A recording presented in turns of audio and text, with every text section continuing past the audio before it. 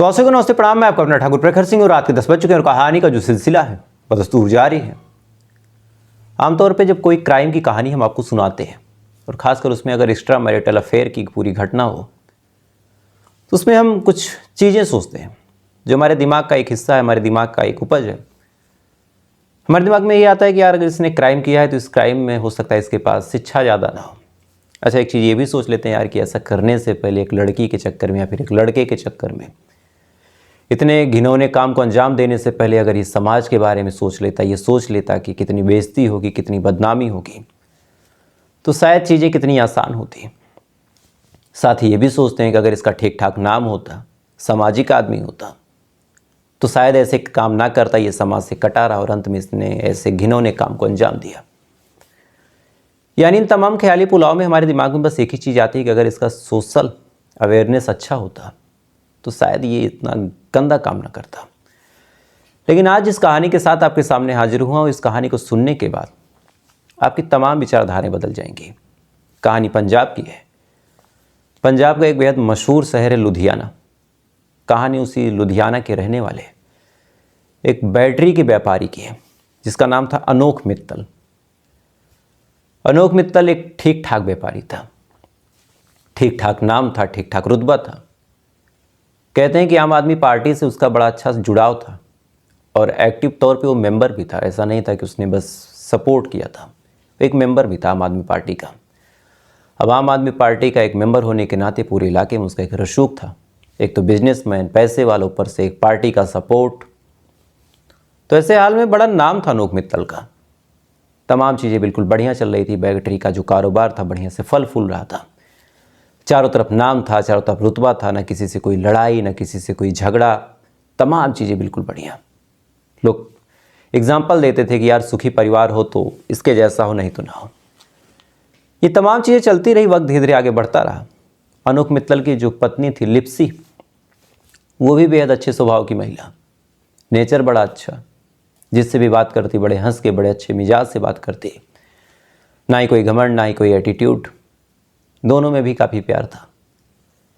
इसी बीच अभी 2-3 दिन पहले की बात है, लिप्सी मित्तल अपने पति से कहती हैं, अनोख मित्तल से, कि इतने दिन हो गए और आप अपने काम में इतने मशगूल रहते हैं कि आप अब मेरा बिल्कुल ध्यान नहीं देते। अब ये बात उन्होंने जब बोली तो फिर अनोख मित्तल ने पूछा कि ऐसा क्या हो गया। तब उन्होंने कहा कि इतने दिन हो गए आप ना मुझे कहीं बाहर लेके जा रहे हैं, ना कहीं घुमा रहे हैं, ना टहला रहे हैं। कितना टाइम गुजर गया, हम दोनों ने साथ में डिनर तक नहीं किया। इतना क्या काम में बिजी होना कि आप मुझे भूल गए। अब ये बात जब पत्नी बोलती है, बड़े टॉन्ट भरे लहजे में बोलती है, तो फिर अनोख मित्तल को लगा कि यार बात तो ये ठीक कह रही है। उन्होंने अपनी पत्नी से कहा कि काम करो, आज शाम को तुम तैयार रहो और आज मैं तुम्हें बाहर घुमाने लेके चलूँगा। और एक मशहूर रेस्टोरेंट खुला है, बड़ा अच्छा है, नया है, उसमें हम लोग खाने जाएंगे। काफ़ी नाम सुना हमने। अब पत्नी ये बात सुनते ही काफ़ी खुश होती, चूँकि 2-4-6 दिन पहले कुछ अनबन भी हुई थी मियाँ बीवी के बीच। दोनों खुश तैयार हुए, अपने घर से निकले। उसके बाद ये रेस्टोरेंट पहुँचते हैं, वहाँ खाना खाया, टाइम एक दूसरे के साथ स्पेंड किया, बातचीत की। दोनों काफ़ी खुश थे। उसके बाद बिल वगैरह पेमेंट किया, टिप वगैरह दी। उसके बाद कार में बैठते हैं, वापस रवाना होते हैं। इसी दौरान एक जगह है डेहलो रुड़का चौक। डेहलो से रुड़का चौक के बीच अचानक से अनोख मित्तल कार रोक देते हैं। कार रोकने के बाद कहते हैं कि अच्छा रुको, मुझे वॉशरूम लगी है, वहाँ मैं कर नहीं पाया और बड़ी तेज़ लगी है और घर पहुँचने में अभी वक्त है, तो एक काम करो, वॉशरूम कर लेता हूँ यहीं पे, कोई आ भी नहीं रहा, फिर चलते हैं। पत्नी ने कहा ठीक है। पार्किंग लाइट ऑन कर दी। उसके बाद गाड़ी साइड में लगा के ये वॉशरूम करने लगे। इसी दौरान एक गाड़ी आके रुकती है। उस गाड़ी से फ़ौरन 3-4 लोग उतरते हैं। इधर पत्नी अंदर बैठी है, देखती है कि 3-4 लोग उतर रहे हैं। इनमें से एक ने एक डंडा उठाया और पति के ऊपर यानी अनोख मित्तल के ऊपर वार कर दिया। अब ये चीज़ जैसे लिप्सी देखती हैं, देखने के बाद फ़ौरन घबरा गई। उनको लगा ये क्या है, मेरे पति के ऊपर हमला हो रहा है, ये कौन है, कहाँ से आया, कुछ अता पता है नहीं। फ़ौरन लिप्सी चीखते हुए बाहर निकलती हैं। निकलने के बाद बचाने की कोशिश करती हैं, लड़ने भिड़ने लगती हैं। इसी दौरान वो तमाम लोग लिप्सी के ऊपर भी हमला कर देते हैं। अब लिप्सी के ऊपर हमला करते हैं तो जो अनोख मित्तल थे वो बचाने की कोशिश करते हैं, लेकिन उनके हाथ में रॉड थी और भी कुछ ऐसे भारी चीज़ें थीं, और वो लोग ताबड़तोड़ इन चीज़ों का वार इन दोनों के ऊपर करते हैं। थोड़ी देर बाद अनूप मित्तल को भी गहरी चोटें आती हैं, लिप्सी को भी गहरी चोटें आती हैं, चीखने चिल्लाने लगते हैं ये दोनों लोग। तमाम लोग इकट्ठा होते, इसी बीच किसी ने पुलिस को फ़ोन कर दिया। अब जब तमाम लोग इकट्ठा होने लगे तो ये जो बदमाश थे वो भाग गए, जो भी घड़ी चैन जो मिला वो लेके भागे वहाँ से। पुलिस आती है, जैसे ही देखती है अनोख मित्तल एकदम बौखला जाती है। फ़ौरन लिप्सी और अनोख को लेके हॉस्पिटल जाया गया, डॉक्टरों ने इलाज शुरू किया, लेकिन जैसे इलाज शुरू किया डॉक्टर भी हिल गए, क्योंकि जितनी बेरहमी से लिप्सी को मारा गया था उम्मीद ही नहीं थी कि लिप्सी बचेगी। बहरहाल इलाज करना शुरू करते हैं, डॉक्टर भी कहते हैं कि बचने की उम्मीद बड़ी कम है, और फिर सच में डॉक्टर की बात सही होती है और लिप्सी की मौत हो जाती है। अब जैसे ही लिप्सी की मौत हुई पूरे इलाके में हड़कंप मच गया कि कितने बड़े बिजनेसमैन की पत्नी को यूं ही पीट पीट के मार दिया गया। लॉ एंड ऑर्डर पे काफ़ी सवाल उठा, और एक पार्टी के कार्यकर्ता के ऊपर हमला हुआ तो पार्टी भी गरमा गई। फ़ौरन पुलिस की भद्द पिटने लगी, ये कहा गया कि जांच पड़ताल करो, जो आरोपी उसको पकड़ो, नहीं तो अच्छा नहीं होगा। पुलिस को भी लगा यार जल्दी काम करो, नहीं तो मामला गड़बड़ा जाएगा। उन्होंने अब पूछना शुरू किया अनोख मित्तल से कि क्या हुआ, कैसे हुआ। अनोख मित्तल ने तमाम चीज़ें बताई कि ऐसे ऐसे हमला हुआ है, इस हिसाब से अटैक किया गया। इसके बाद अब अनोख मित्तल रोने होने लगते हैं। पुलिस वाले उनको हौसला देते हैं, उसके बाद जांच पड़ताल और आगे बढ़ाते हैं।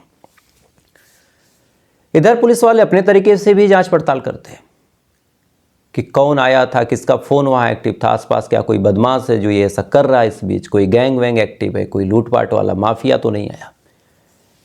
लेकिन हैरान करने वाली बात ये थी कि उस इलाके में इससे पहले ऐसा कोई क्राइम हुआ ही नहीं था, तो पुलिस के लिए भी ये केस बड़ा नया सा था। बहरहाल पुलिस वाले जांच पड़ताल करते हैं, लेकिन ना कहीं कोई सबूत, ना कहीं कोई सुराग। अब करें क्या? टेक्निकल सर्विलांस का भी सहारा लिया कि कौन से नंबर एक्टिव थे, कौन आया था, कौन गया था। इत्तेफाक से वहाँ भी कुछ खास मिला नहीं। कभी पति से पूछताछ कर रहे हैं, कभी जो आसपास के लोग थे जिन्होंने भागते हुए देखा उनसे पूछताछ, लेकिन ना ही कहीं से कोई सबूत, ना ही कहीं से कोई सुराग। जांच पड़ताल चलती रही, वक्त आगे बढ़ता रहा, कुछ भी हाथ नहीं आया। काफ़ी वक्त गुजर गया। इस दौरान मल्टीपल टाइम पुलिस वालों ने अनोख मित्तल का स्टेटमेंट लिया, मल्टीपल टाइम उस क्राइम सीन पे जाके पड़ताल की, लेकिन जब कुछ खास बात बनती दिखाई नहीं दी तो पुलिस वालों ने कहा कि ये कैसा मामला है, यहाँ ना कोई दुश्मनी के बारे में अनोख मित्तल बता रहे हैं, ना कोई रंजिश के बारे में, ना ही कोई और बात विवाद, तो आखिर ये क्राइम हुआ क्यों? अब इसी सवाल के पीछे ये तमाम लोग परेशान। उन्होंने कहा एक काम करते हैं, अनोख मित्तल को थोड़ा और टटोलते हैं। हो सकता है कोई ऐसी बात हो जो अनोख मित्तल अब तक ना बता रहे हो, कोई ऐसी रंजिश हो जिसके बारे में बताते हुए डर रहे हैं। पुलिस वालों ने इसी उम्मीद से अनोख मित्तल को और टटोला, और जब और टटोला तो एक ऐसी बात पता चली जिससे थोड़ा सा अनोख मित्तल के ऊपर डाउट हुआ। दरअसल लगातार अनोख मित्तल से घुमा घुमा के पुलिस वालों ने पूछना शुरू किया, तो बार बार अनोख मित्तल कहीं लड़खड़ा जाए, कहीं घबरा जाए। ये चीज़ें पुलिस वालों को थोड़ी अजीब लगी। उन्होंने और थोड़ा सा उकसाया ये और घबरा जाए। काफ़ी पूछताछ के बाद पुलिस वालों को कहीं ना कहीं अब अनोख मित्तल पे भी डाउट होने लगा। जब डाउट हुआ तो पुलिस वालों ने अपने तरीके से अनोख मित्तल के बारे में पता करना शुरू किया, कभी कुछ और, कभी कुछ और तरीके से, कभी आसपास के लोगों से, कभी जहाँ ये काम करता था वहाँ पे। इसी बीच कॉल डिटेल भी निकाली।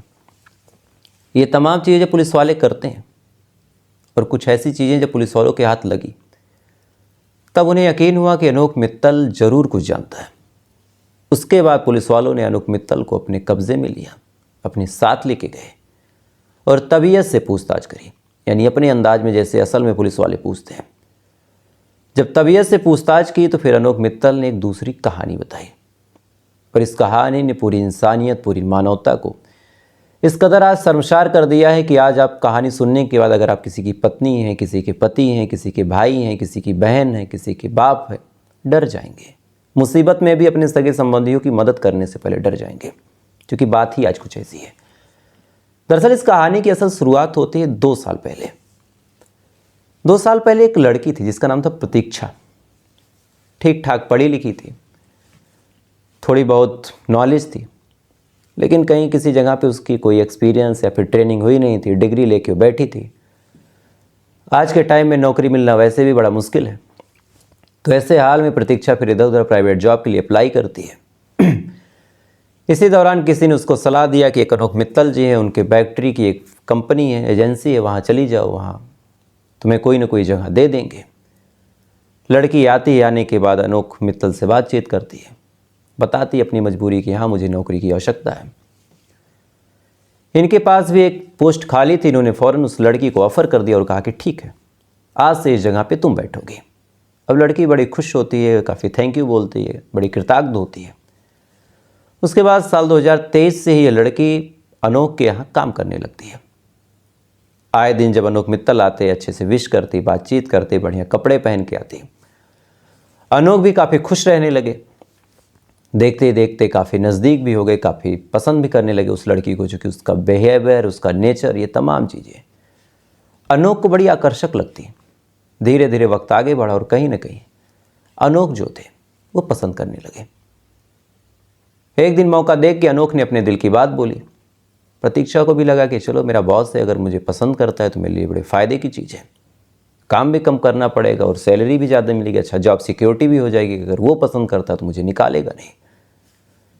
प्रतीक्षा ने भी बिना देर किए फ़ौरन हाँ बोल दिया। अब दोनों उसी ऑफिस में जब चाहते तब मिलते, जब जहाँ मन होता जाते।